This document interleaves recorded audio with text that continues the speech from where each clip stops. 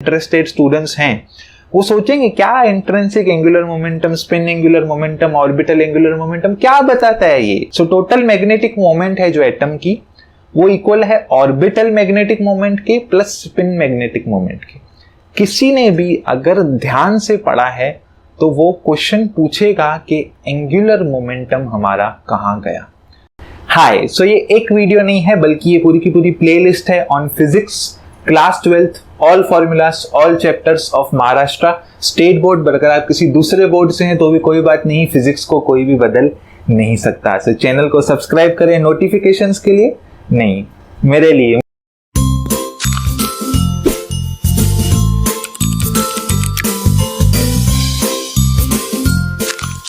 हाय, सो आज के इस वीडियो में हम करेंगे मैग्नेटिक मटेरियल्स। पहले तो कुछ मैं इंट्रोडक्शन एंड गाइडलाइंस देना प्रेफर करूंगा। सो ये एक स्कोरिंग चैप्टर है, चाहे रिड्यूस्ड हो चाहे रिड्यूस्ड ना हो, बट यहाँ इस वीडियो में मैं रिड्यूस्ड सिलेबस ही कराऊंगा, उसका रीजन भी बता रहा हूँ। एंड इस चैप्टर में बेसिकली क्या होता है, 3 टाइप के मैग्नेट होते हैं, डायमैग्नेट्स, पैरामैग्नेट्स एंड फेरोमैग्नेट।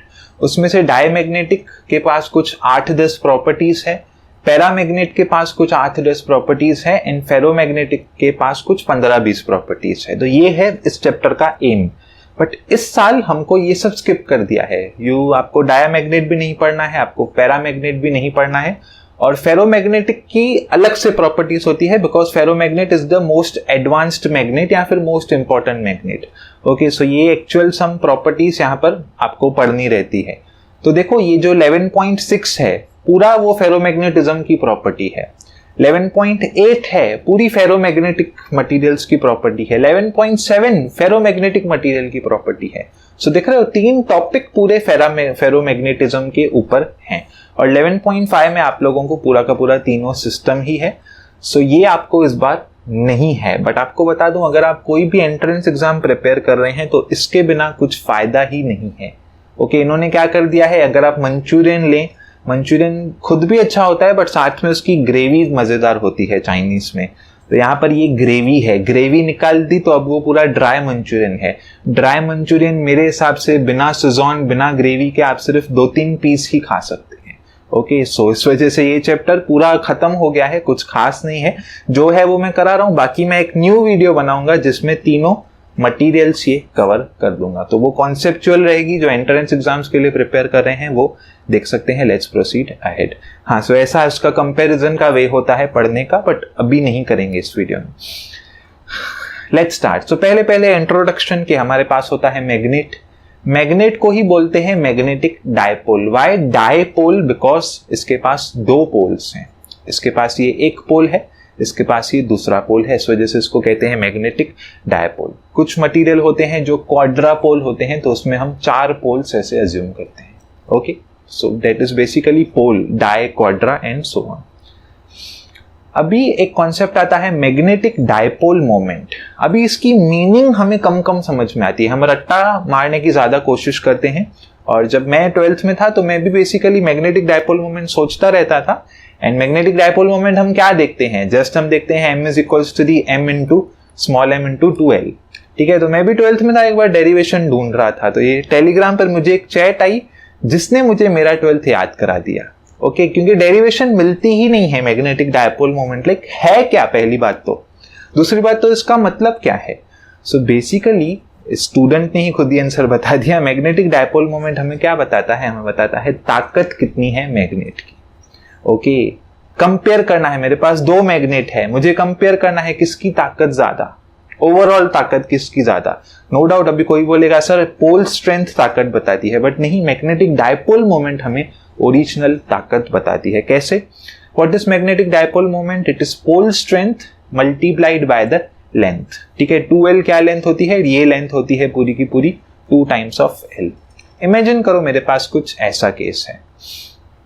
ठीक है, अब समझो ये पोल स्ट्रेंथ है m1, north and south pole की स्ट्रेंथ सेम ही रहती है एक मैग्नेट में, ये है पोल स्ट्रेंथ m2, और m2 ज्यादा बड़ा है m1 से। ठीक है, इमेजिन करो इन दोनों की लेंथ सेम है 2l।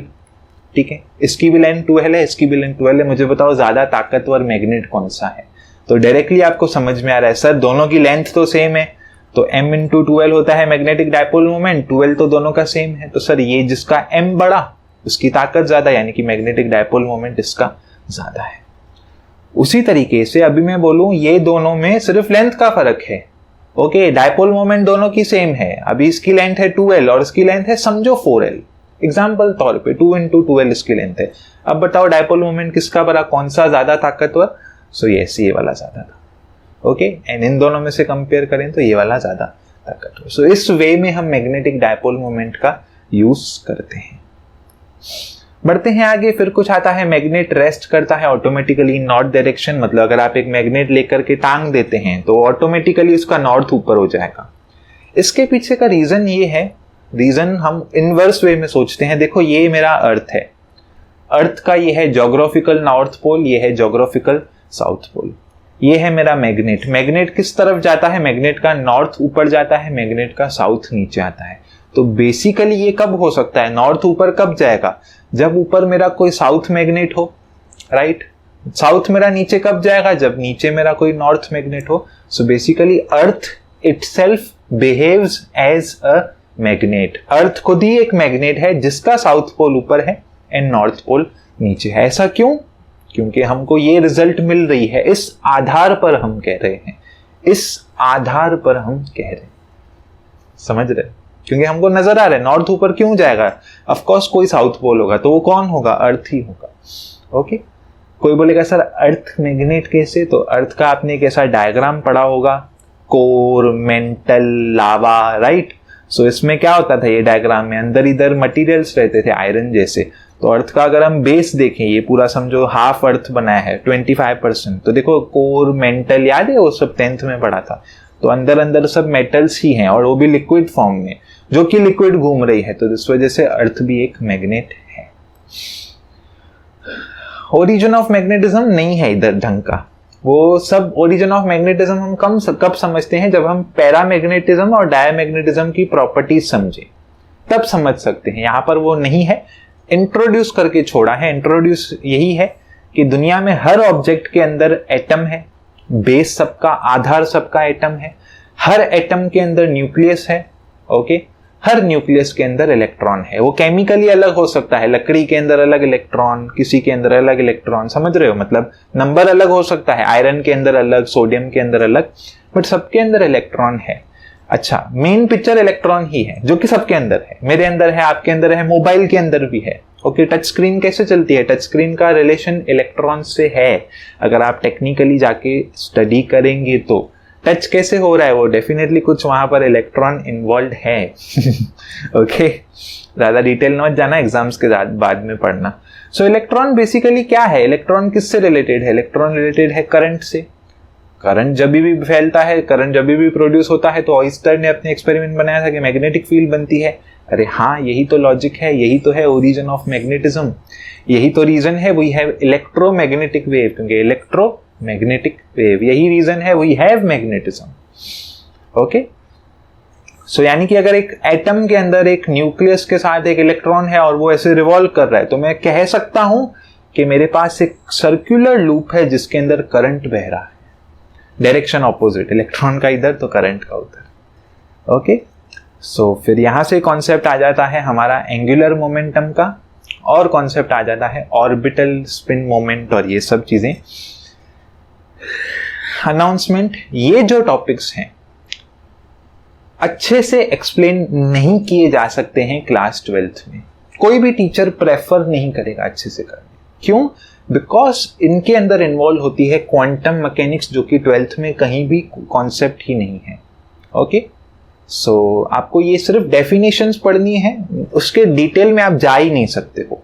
कुछ लोगों को जो फिजिसिस्ट या मतलब इंटरेस्टेड स्टूडेंट्स हैं, वो सोचेंगे क्या intrinsic angular momentum, spin angular momentum, orbital angular momentum क्या बताता है ये। अनफॉर्चुनेटली इसके डेफिनेशन पे ही आपको स्टिक रहना है, डेप्थ में नहीं जाना है, क्योंकि आंसर नहीं मिलेगा। ये सिर्फ उनके लिए था जो नॉलेज के लिए पढ़ते हैं, बाकी लोगों ने तो रट्टा मार लिया होगा। सो यहां पर अभी क्या होता है, इलेक्ट्रॉन के पास दो एंगुलर मोमेंटम एसोसिएट हैं। एक है इंट्रिंसिक एंगुलर मोमेंटम, बिकॉज वो सर्किल में घूम रहा है, राइट। सर्कल में घूम रहा है, दूसरा स्पिन एंगुलर मोमेंटम बिकॉज एक सर्कल में घूम रहा है बिकॉज वो खुद के अक्रॉस भी घूमता है। समझो इलेक्ट्रॉन एक ही जगह पे है तो भी वो खुद के एक एक्सिस के अक्रॉस घूमता ही रहेगा। ओके, यहाँ इस डायरेक्शन में या ऑपोजिट डायरेक्शन में। फाइन।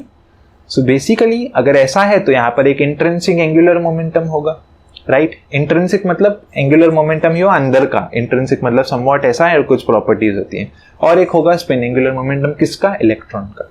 एटम के पास क्या है? एटम के पास तो ऑर्बिट्स हैं। एटम के पास हम क्या बनाते हैं? ऑर्बिट्स। तो एटम के पास कौन सा मोमेंटम होगा? एटम के पास होगा ऑर्बिटल मोमेंटम, यहाँ orbital angular momentum. So formula है ऑर्बिटल मोमेंटम की I इंटू ए, मतलब करंट टाइम्स जितनी भी एरिया ऑक्यूपाई की है उस लूप में।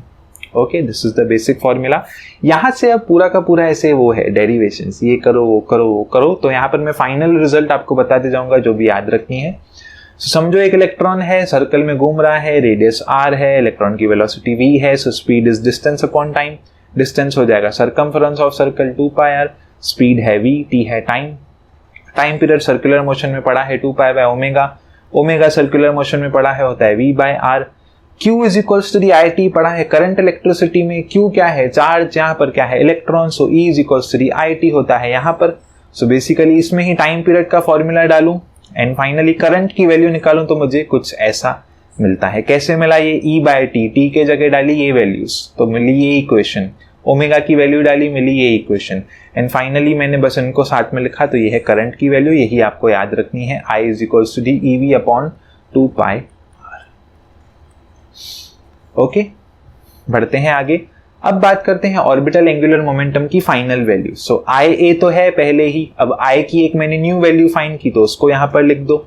ओके, A क्या है? A है यहां पर πr² बिकॉज ये एक सर्कल होता है ऐसा हम अज्यूम करते हैं। सो दैट्स इट, चीजें कैंसिल हो जाएंगी एंड ये आपको मिलेगी final value of orbital angular momentum. ये भी आपको याद रखनी है, नो डाउट फाइनल नहीं है। अगर आपका न्यूमेरिकल में एंगुलर मोमेंटम की चर्चा नहीं है L की तो ये फॉर्मूला फाइनल है। अगर L की चर्चा है तो आपको L से कंपेयर करना पड़ेगा। So L is equal to the होता है mvr, यहाँ पर इलेक्ट्रॉन है तो बुक में MEVR लिखा है, नो वरीज। सो यहाँ पर कैसे मैं L को ला सकता हूं? तो देखो VR इधर भी है, VR इधर भी है। So VR is equal to the this quantity and ये पीछे डिराइव किया था, VR की जगह L डाल दूंगा सो मुझे मिलेगी ये formula. So basically m is equals to the E/2me times of L। But ये इलेक्ट्रॉन के बारे में है चर्चा तो यहाँ पर आ जाएगी negative sign. So this is the final expression which states इसका और इसका डायरेक्शन ऑपोजिट है। और यही सेम रिजल्ट क्वांटम मैकेनिक्स से मिलती है, पहले ही बता दिया मैंने आपको, वहां पर वे अलग होता है कंप्लीटली। ओके, और मुझे नजर आ रहा है कि orbital momentum is directly proportional to angular. Detail नहीं जाना है, नहीं जा सकते हैं, नहीं समझाया जा सकता है। देखो नोट करो, कोई भी सर नहीं गया होगा डिटेल में।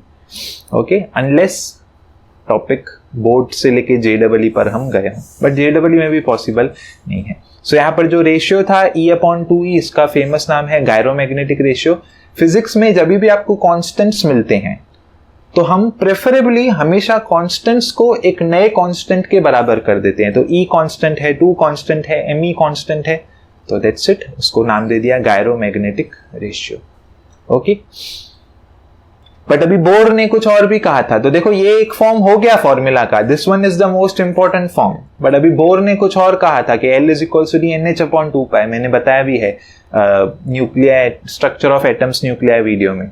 सो दैट्स इट, अभी मेरे पास ये टर्म है बट अभी बोर ने तो L की वैल्यू दी थी तो यही L की वैल्यू हम इस ये वाली यहां पर पुट करेंगे तो हमें कुछ ऐसा मिलता है। तो ये हो जाती है एक और न्यू फॉर्मूला। इसमें से अगेन देखो ये भी constant, E constant, H Planck's constant, 4 number, pi number, M mass number, E is the number. So इसको भी अगेन एक नया कांस्टेंट देते हैं जिसको बोलते हैं बोर मैग्नेट्रॉन, जिसकी ये वैल्यू है। इंपॉर्टेंट सिर्फ न्यूमेरिकल्स के पर्सपेक्टिव से है। सो बेसिकली अगर हम ऑर्बिटल मोमेंटम की बात करें तो ये एक फॉर्मूला है इन टर्म्स ऑफ L, मतलब L की भी अगर हम वैल्यू सब्स्टिट्यूट करें ये है formula in terms of L दूसरी। एंड अगर तीसरी फॉर्मूला देखें सो this is the basic formula. So 3 formulas हैं हमारे पास सिर्फ ऑर्बिटल एंगुलर मोमेंटम। अभी यहां पर बुक में एक स्टेटमेंट लिखा हुआ है, total magnetic moment of atom is equals to the orbital magnetic momentum plus spin magnetic moment, या फिर मोमेंटम बोल रहा हूं, मोमेंट, जैसे हम डायपोल मोमेंट से हमने स्टार्ट किया था। सो टोटल मैग्नेटिक मोमेंट है जो एटम की, वो इक्वल है ऑर्बिटल मैग्नेटिक मोमेंट के प्लस स्पिन मैग्नेटिक मोमेंट के। किसी ने भी अगर ध्यान से पढ़ा है तो वो क्वेश्चन पूछेगा कि एंगुलर मोमेंटम हमारा कहां गया। यहां पर शुरुआत में बुक वालों ने लिखा है कि इलेक्ट्रॉन के पास होती है angular momentum plus spin angular momentum, and momentum और डायपोल मोमेंट ही एसोसिएट होते हैं, आगे जाके लिंक होते हैं, क्वांटम मैकेनिक्स वही करती है। तो कोई अगर जिसने भी ध्यान दिया हो, दिया है तो कमेंट में बताना तो मुझे पता चले किसने ध्यान दिया, वो बोलेगा एंगुलर मोमेंटम कहां गई। देखो ऑर्बिटल मोमेंटम यहां भी है, स्पिन मोमेंटम यहां भी है, और ये दोनों वहां पर भी हैं, बट एंगुलर मोमेंटम कहां गई। अब इसका आंसर वही दे सकता है जिसने क्वांटम मैकेनिक्स को डिटेल में किया है, क्योंकि यही क्वांटम मैकेनिक्स का सारांश है। क्वांटम मैकेनिक्स का जो रिजल्ट आता है वो कुछ ऐसा आता है कि एंगुलर मोमेंटम जो है, या फिर डायपोल मोमेंट जो एंगुलर मोमेंटम से रिलेटेड है, जिसको हम कहते हैं L is equals to the J plus S। Google पे ये भी लिखोगे आपको सब कुछ मिल जाएगा। सो ये जो है टोटल मैग्नेटिक मोमेंट, वो असल में है टोटल एंगुलर मैग्नेटिक मोमेंट, और ये जो है ये है हमारा डायपोल मैग्नेटिक मोमेंट J, और ये जो है this is my spin magnetic moment which is S। Physicist जो देख रहा है वीडियो वो सोच रहा होगा ये कैसे हुआ। तो मैग्नेट एंगुलर मोमेंटम इलेक्ट्रॉन को भी है, एंगुलर मोमेंटम एटम को भी है, इस वजह से L यहां कंबाइन कर दिया, बाकी ऑर्बिटल एंड S को हमने सेपरेट रखा। सो J, कुछ मिस्टेक नहीं, L is equal to the J plus S। ठीक है, तो अगर कोई इस डेप्थ में पढ़ रहा था और वो सोच रहा था कि एंगुलर कहां गया, तो यही एंगुलर होती है, इसी को हम एंगुलर कहते हैं। ओके, बुक्स में वो मैग्नेटिक मोमेंट ही लिखते हैं। अगेन स्पिन दो तरीके से हो सकता है, क्लॉकवाइज या तो एंटी क्लॉकवाइज। तो स्पिन की दो वैल्यूज हो सकती हैं, plus half minus half, chemistry में पढ़ा होगा। और ये हमें पीछे मिला कि इन दोनों का डायरेक्शन ऑपोजिट है, एल और उसका मैग्नेटिक मोमेंट का। और यहाँ पर भी हमने देखें कि जो स्पिन मैग्नेटिक डायपोल मोमेंट है और जो एंगुलर है उनका भी डायरेक्शन ऑपोजिट होता है। अगेन यहाँ से हमें समझ में आता है, जो कि आपको डायरेक्ट याद रखना है।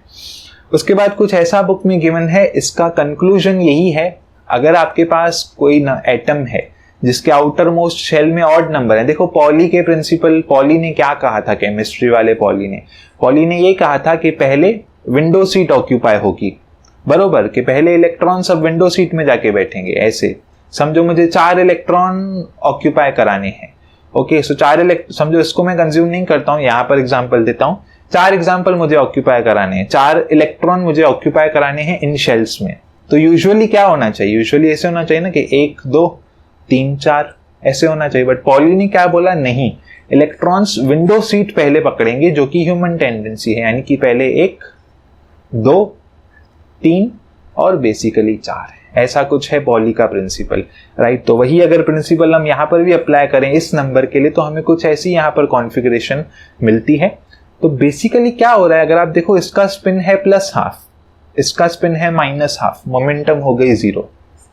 इसका स्पिन है प्लस हाफ, इसका माइनस हाफ, खत्म, प्लस हाफ माइनस हाफ, खत्म। यहां पर कुछ मोमेंटम, मैग्नेटिक डायपोल मोमेंट बच गया। सो वही बुक में लिखा है, ऑड नंबर्स हमें कुछ ना कुछ रिजल्टेंट मैग्नेटिक मोमेंट देते हैं, जबकि अगर इवन नंबर है वो हमें नहीं देते। इवन ऑड क्या, इवन ऑड ये वाले नंबर्स एंडिंग के, ऐसा नहीं कि आयरन का इलेक्ट्रॉनिक कॉन्फ़िगरेशन 26 है, 26 इवन है, कुछ भी नहीं देगा, नहीं, वो लॉजिक नहीं है। जो हमारे वैलेंस शेल के इलेक्ट्रॉनिक कॉन्फ़िगरेशन के नंबर्स है। ओके, फाइनली आते हैं magnetisation in magnetic intensity. Magnetic intensity 12th में लॉलीपॉप जैसे हमको देते हैं कि पढ़ो पढ़ो है।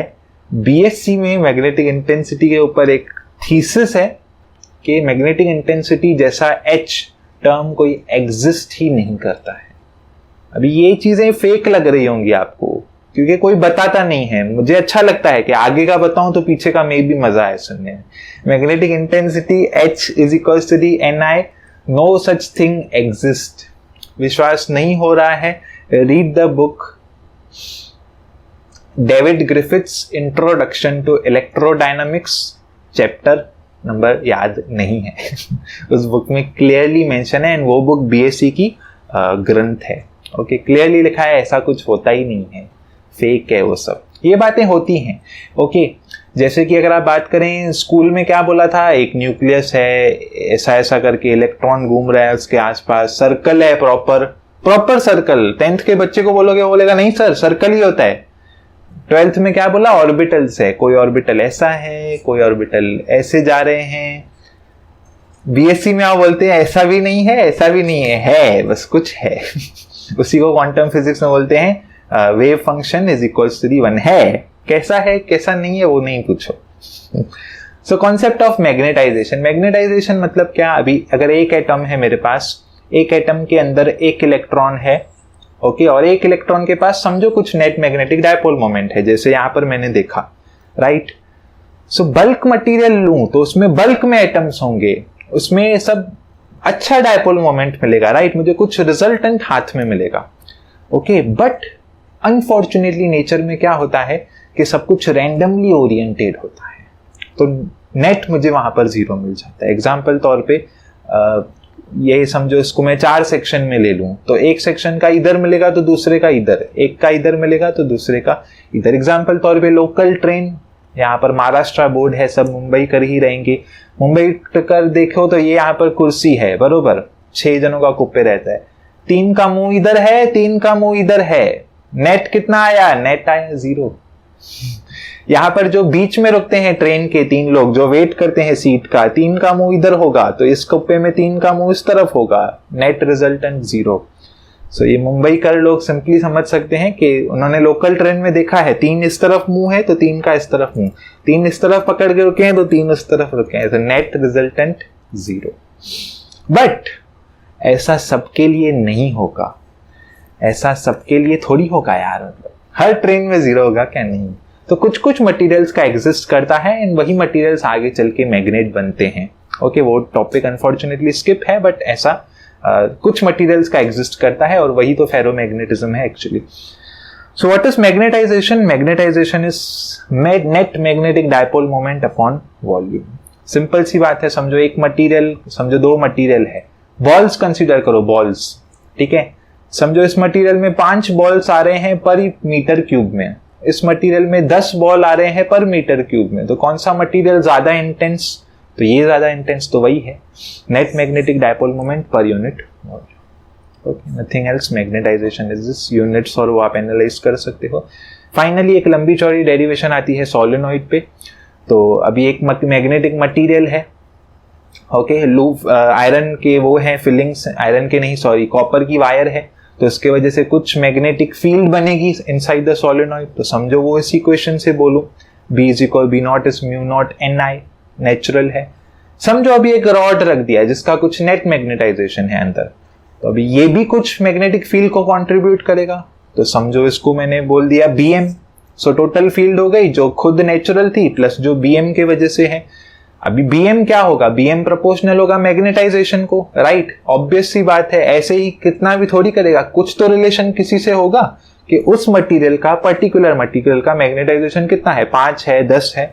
सो बेसिकली Bm किस पे डिपेंड करेगा, M पे, एंड एक कांस्टेंट आ जाएगा परमिएबिलिटी। ऑफ कोर्स परमिएबिलिटी होगा ही, पानी में रखोगे तो अलग आंसर आएगा, फ्री स्पेस में रखोगे अलग आएगा, वैक्यूम में रखोगे अलग आएगा, आग में रखोगे अलग आंसर आएगा। ओके, सो फ्री वैक्यूम, कुछ मटेरियल होना जरूरी है, तो यहां पर हम सब कुछ वैक्यूम के लिए डिफाइन करते हैं डेफिनेशंस, तो वो है permeability. So B is equal to Bm प्लस B0, एंड बस वही वैल्यूज लिखी है। नेक्स्ट स्टेप में म्यू0 यहाँ पर ये डिफाइन कर दिया है मैग्नेटिक फील्ड इंटेंसिटी। मैं ज्यादा बात करना प्रेफर नहीं करूंगा क्योंकि बीएससी एमएससी में देखा है कि ऐसा कुछ होता नहीं है। ओके, सो बुक में पढ़ लेना जो भी एक्सप्लेनेशन है। सो ओके, यही फर्क है अगर आप एक फिजिसिस्ट से सीखें और एक टीचर से। यस, टीचिंग एक प्रोफेशन है, बट कुछ महान लोग जैसे कि HC. Verma sir and Walter Lewin, उन्होंने कहा है कि तुम टीचर रहो बट बीच में एक्स्ट्रा कुछ बताओ। तो कुछ हेटर्स भी बढ़ते हैं उससे, नो डाउट कि सर एक्स्ट्रा क्यों पढ़ा रहे हो, बट जेन्युइन वाले बंदे को मजा आएगा। ओके, एंड इसी से फिर आप लोग भी फिजिक्स में आओगे एंड इसी तरीके से हमारी बिरादरी बढ़ेगी। चलिए जोक्स अपार्ट स्टार्ट करते हैं। सो बेसिकली यस, ये सब चीजें हमारे पास हो गई म्यू0, उसके बाद म्यू0 कॉमन निकालो, बचेगा H+M। उसके बाद एक स्टेप किया है बुक में, ये स्टेप नहीं किया तो भी कोई इशू नहीं है, उसकी कोई कहीं पर भी वो यूज नहीं होगा, न्यूमेरिकल्स में भी कहीं भी कॉन्सेप्ट उसका इतना नहीं है। वो जस्ट आपको ये दिखाया है principle of homogeneity, dimensions. Okay, dimensions के H और M के डायमेंशन सेम है तभी ये इक्वेशन एग्जिस्ट कर रही है। ओके, देन आपको एक प्रूफ देने की कोशिश की है कि H एग्जिस्ट करता है, बट बीएससी में पता है नहीं करता है एग्जिस्ट, तो मैं कुछ बोलूंगा ही नहीं। Finally magnetisation is proportional to the intensity, ये कुछ ऐसा ही हो गया लाइक कहना determination of the studies is directly proportional to motivation. Ultimately दोनों सेम है, राइट, डिटर्मिनेशन मोटिवेशन सेम नहीं भी है, हल्का फर्क है, तो वही कॉन्सेप्ट यहाँ पर। एंड बीच में आ जाता है काय। काय का आसान भाषा में मतलब होता है औकात, कि किसकी कितनी औकात है, उस मटेरियल की कितनी औकात है। M is equals to the chi H, and chi dimensionless है बिकॉज इसके डायमेंशन सेम है, यूनिट सेम है, अभी पीछे देखा। सो बस काय ससेप्टिबिलिटी बोलते हैं इंग्लिश में, औकात मत लिख के आना। इसके बाद वही चीजें यहाँ पर ही हम रीसब्स्टिट्यूट करेंगे एंड इसको हम बोलेंगे mu r relative permeability for no reason. बताया था मैंने, ज्यादा कॉन्स्टेंट्स हो जाते हैं एक नए कॉन्स्टेंट का नाम देते ही हैं हम फिजिक्स में। अगेन दो कॉन्स्टेंट और हो गए तो एक और कॉन्स्टेंट बना दो mu, which is equal to the म्यू0 म्यू आर। एंड देन अगर ये BH है तो इसमें हम ये यहाँ पर सब्सटीट्यूट कर देंगे ये वैल्यू, देन HH हो जाएगा कैंसिल। HH कैंसिल क्यों किया? क्योंकि H कुछ एग्जिस्ट ही नहीं करता है, अभी क्या बताऊं नहीं तो फाइनल एक्सप्रेशन में क्यों कैंसिल किया। एंड फाइनली आपको ये भी एक एक्सप्रेशन मिल जाएगा।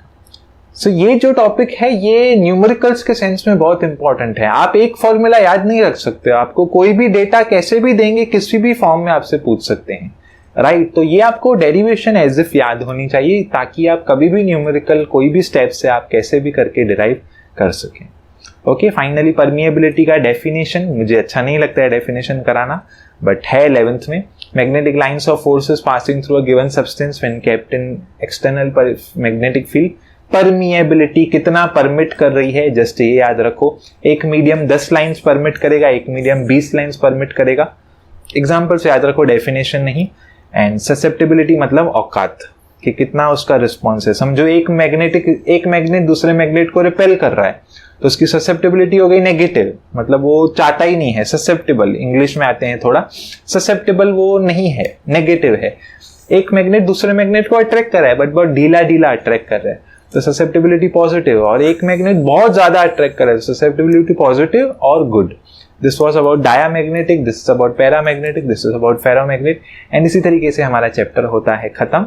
ओके, सो मैं उम्मीद करता हूँ मजा आया होगा आपको, क्योंकि मैंने एक्सपीरियंस भी शेयर किए बीच में। Okay, join my Telegram group, message करो व्हाट्सएप पे, हाई भेजो, इंस्टाग्राम पे भी अकाउंट्स हैं, चाहो तो फॉलो कर सकते हो। That's it. Okay, all the very best, मिलते हैं ऐसी किसी अगली वीडियो में।